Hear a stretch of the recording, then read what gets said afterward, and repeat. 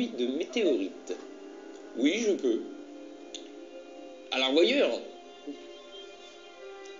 Non, je déconne, hein. Dans l'imaginaire collectif, une pluie de météorites, ça ressemble à ça. Ou à ça. Ou encore à ça. Mais les astéroïdes ne s'organisent pas en nuées pour tomber sur Terre. Ils sont indépendants les uns des autres et sur des trajectoires très différentes. La probabilité qu'il y en ait seulement deux qui tombent au même endroit au même moment est quasi nulle. Alors, c'est vrai maintenant, mais pas dans un lointain passé, et je parle pas des dinosaures. À l'AD1, lors de la formation de la Terre, ça devait pleuvoir méchamment. On estime aujourd'hui...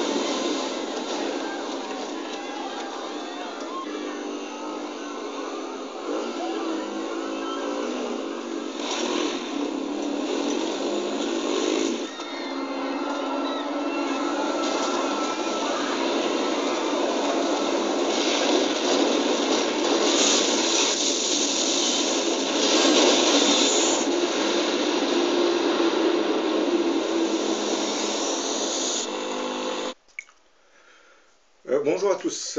Bon, là, vous venez de voir un petit extrait du film Armageddon, où vous voyez une pluie de météorites s'abattre sur la ville de New York, hein, et vous avez une belle vue du World Trade Center, hein. Ensuite, vous avez un autre extrait de film qui est celui de Deep Impact. Mais bon, celui-là, vous allez le reconnaître parce que je l'ai mis dans certaines de mes vidéos, hein. Mais les deux vont ensemble. Le livre de l'Apocalypse est un mystérieux livre qui termine l'écriture de la Bible, hein. Il est scellé de 7 sceaux et l'ouverture de chacun de ces sceaux nous révélera les événements de la fin des temps, qui devraient survenir selon un ordre chronologique bien précis. C'est en quelque sorte un livre prophétique qui nous montre, à travers l'ouverture des 7 sceaux, le déroulement des événements devant amener à la fin de notre monde. Le livre de l'Apocalypse fut écrit par l'apôtre Jean sous l'inspiration divine, je dirais même sous l'impulsion divine, vers l'an 95 après Jésus-Christ. À cette époque, Jean avait été exilé dans l'île de Patmos, au sud-ouest des côtes turques, dans la mer Égée. Bien entendu, son exil avait été aussi stimulé par Dieu, hein. C'est Dieu qui a voulu le placer sur cette île pour qu'il ait cette vision. Les Romains n'étaient que des marionnettes à cette époque. Au 1er siècle, cette île était une terre d'exil de l'Empire romain. Et c'est sur cette île que l'apôtre Jean recevra les visions de l'Apocalypse qu'il mettra par écrit, hein. Les différents événements qui y seraient décrits, hein, semblent nous montrer certains aspects d'un futur qui se manifestera à une époque bien précise, hein. Beaucoup de théologiens avaient essayé d'interpréter certaines prophéties qui étaient contenues dans ce livre de l'Apocalypse. Mais pour beaucoup d'entre eux, elles semblaient mettre l'accent sur notre passé plutôt que sur notre futur. Comme par exemple cette bête à 7 têtes que l'on retrouve dans le chapitre 13 du livre de l'Apocalypse et qui aurait été interprété comme étant les 7 anciens empereurs de la Rome antique. Le seul problème, c'est que cette bête à 7 têtes semble agir sur une échelle planétaire alors que l'Empire romain régnait sur le quart du monde. D'ailleurs, concernant ce chapitre 13, on évoque aussi l'apparition de l'Antéchrist, hein, cette bête venant de terre qui fera de grands prodiges. Autre mauvaise interprétation qui avait été faite autour de ce livre prophétique de l'Apocalypse, hein, c'est celui de la grande prostituée qui a corrompu les rois de la terre. Là aussi, les interprètes s'égarent en nous disant que cette grande prostituée de l'Apocalypse, dont on parle au chapitre 17 du livre, sera en fait Babylone, la grande prostituée. Ben, aujourd'hui, Babylone n'existe plus. Il n'en reste que des ruines autour desquelles fut reconstruit ce qui deviendra l'Irak.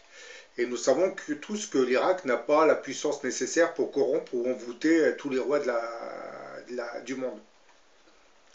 Donc l'image de cette femme appelée grande prostituée que l'on identifie à Babylone sera en fait symbolique.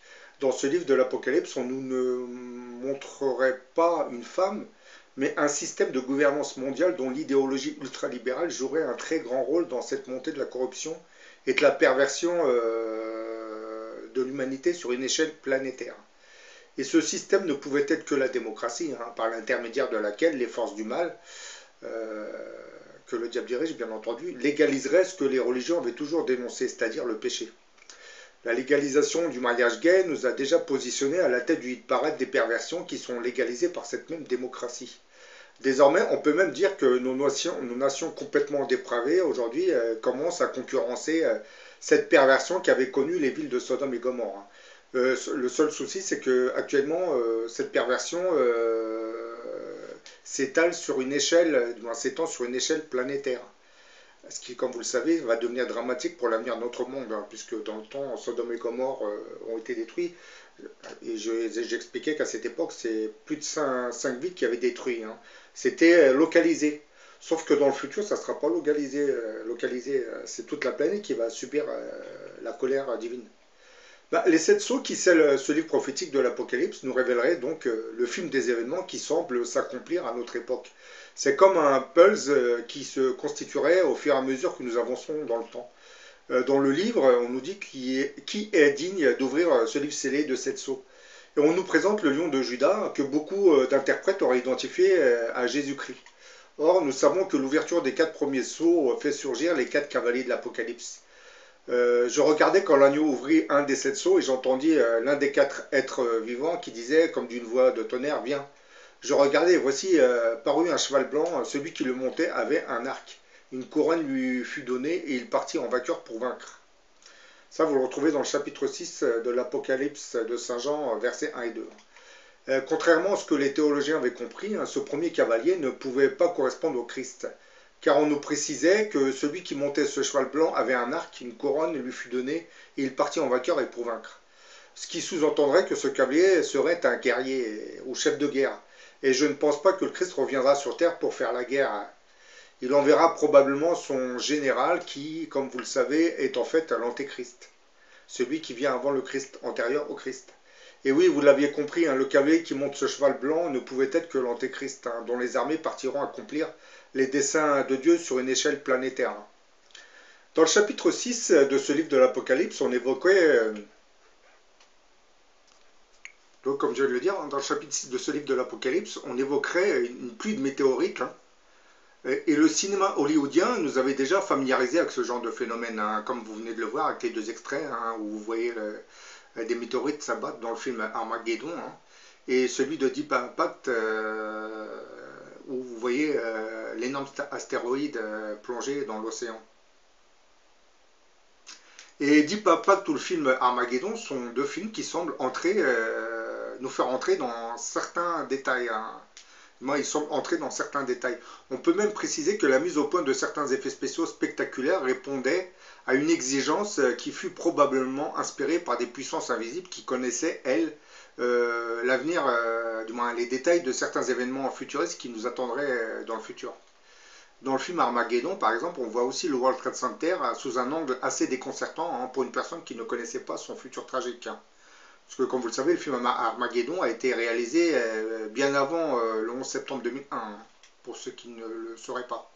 On voit en effet dans le film Armageddon les 2 tours, l'une dont le sommet est en feu, et l'autre touchée sur son flanc. Hein. Le détail de cette vision indique que les forces occultes inspireraient certains effets spéciaux puisqu'ils contrôleraient les événements du futur. Connaîtraient les événements du futur surtout. Ce mystère des visions dans le futur, on le retrouverait aussi dans un mystérieux jeu de cartes à collectionner appelé Illuminati, qui fut conçu par Steve Jackson et édité par Steve Jackson Games à partir de l'année 1995. Ce jeu de cartes à Illuminati parodie les théories du complot. Il mettrait en scène des sociétés secrètes en compétition pour le contrôle du monde.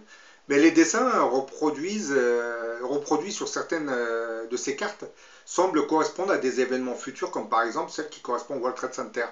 Là, je vous ai mis une image. Hein. Vous avez là la fameuse carte Illuminati qui a été faite en 1995.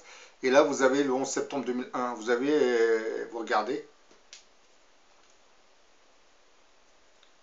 La ressemblance de l'explosion entre les deux images, celle produite en 1995 sur le jeu de cartes et celle de 2001 qui avait été faite suite à l'impact de l'avion, est assez déconcertante quand même. Hein. Vous voyez, hein, même la tour qui est là, le fait qu'elle se penche, c'est exactement ce qui s'est passé avant que la tour touchée ne s'écroule.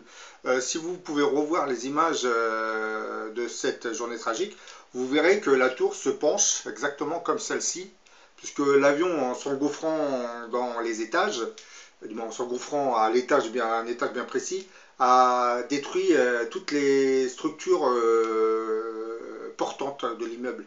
Ça a fait un énorme vide. Et le feu qui s'en est répandu, du moins le kérosène qui s'est répandu, a accéléré ce vide à ce niveau de l'étage. Et arrivé à un moment, ben, il n'y a plus rien qui soutient les étages supérieurs. Et les dizaines d'étages supérieurs, vous voyez le poids, hein, vous voyez la tour s'affaisser et tout ce poids va tomber et ça va s'écraser comme un château de cartes. Pour ça, quand j'entends certains parler de complot, il y a eu des explosions. Non, c'est exactement de la physique, j'allais dire. Puisque comme l'avion avait fait un énorme trou, il y avait un vide, donc les étages qui étaient au-dessus, ben, ils se sont affaissés dessus. Et avec le poids des étages supérieurs, ça a fait une chute à répétition. Hein. Tout s'est écrasé, les étages se sont écrasés les uns après les autres. Hein. Comme cette carte qui paraît nous montrer un visage qui ressemble étrangement à Dieudonné et qui se fait réprimer. Là, je vais quitter cette image du World Trade Center. Hein. Bon, là, vous voyez le visage de la personne, là, ça ressemble étrangement à Dieudonné quand même. Hein.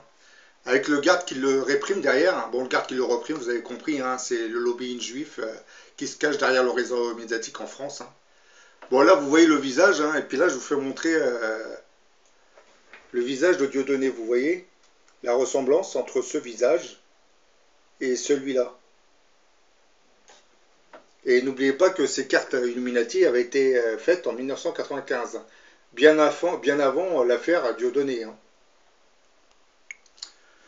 Je pense que ce jeu de cartes à collectionner, conçu en 1995, doit être comparé à un jeu de tarot qui sert de support aux voyantes pour sonder le futur, hein, voir le futur surtout. Sur le jeu de cartes des Illuminati, ce futur serait carrément dessiné. Enfin, je terminerai cette petite vidéo par vous lire ces quelques versets du chapitre 6 de l'Apocalypse de Saint Jean qui nous parle de cette pluie de météorites. Hein. Cette pluie de météorites s'abattra sur toute la planète et ciblera les principales grandes capitales du monde. Et derrière ces milliers de météorites, un énorme astéroïde suivra. Mais cela, le film Deep Impact nous l'a présenté. Hein. Bon, je vous lis les quelques versets. Hein.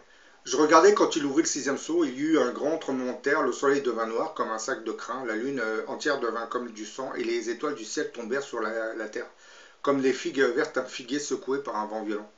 Le ciel se retira comme un livre qu'on roule, hein, et toutes les montagnes et les îles furent remuées de leur place.